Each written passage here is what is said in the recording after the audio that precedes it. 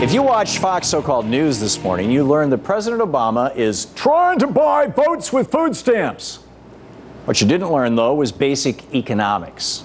Here was the Fox and Friends gang this morning mocking a new ad by the U.S. Department of Agriculture to raise awareness about food stamps for senior citizens and kids. Is the government now pushing for senior citizens to take more handouts in the form of food stamps? Well, as our nation faces a oh, you think this is funny, Stuart Barney? No. Our nation is facing $1 trillion deficit. Can we afford it?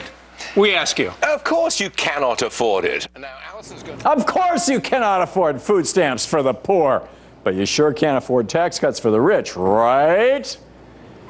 By the way, did you notice the giant "Who's Ruining the Economy" graphic over there? What's better than watching a bunch of media millionaires yuck it up on a comfy couch and demonize the poorest of the poor in America, including children who haven't had enough food to eat each day unless the government steps in to help them? 47% of all food stamp recipients in America are under the age of 18. Anyway, back to the argument. The talking heads were saying that with $1 trillion deficit, we can't afford to give food stamps to more struggling Americans. Well, here's a little Econ 101 lesson for you.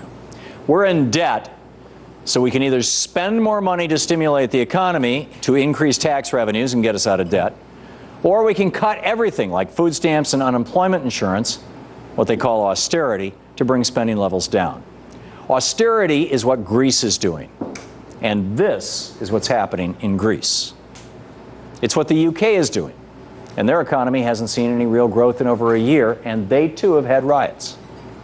That's because when you cut spending, you're essentially taking money out of working people's pockets, meaning that they have less to spend at the store, meaning stores lose business and have to fire employees, and ultimately the economy gets worse.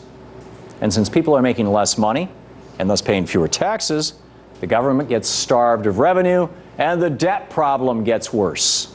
That's why European nations that have chosen austerity are seeing their debt to GDP ratios skyrocket.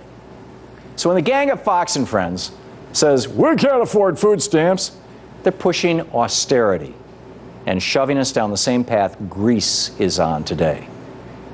Got it?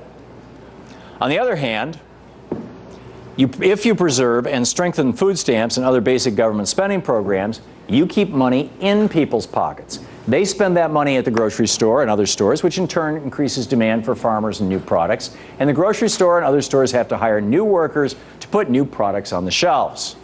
Just a small government infusion of money into the economy provides a lot of bang for the buck.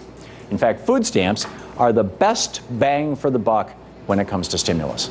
According to Moody's, not exactly a left-wing bastion, $1 spent on food stamps generates $1.73 in economic activity. $1 spent on unemployment insurance generates $1.64 in economic activity. On the other hand, the stuff that the Republicans and the gang at Fox and Friends are pushing doesn't really do jack. In fact, it makes the economy worse. Here's the actual numbers. $1 in capital gains tax cuts produces just 37 cents in economic activity. $1 in corporate tax cuts produces just 30 cents in economic activity. And $1 in the Bush tax cuts produced just 29 cents in economic activity. It's called going backwards. This is basic economics.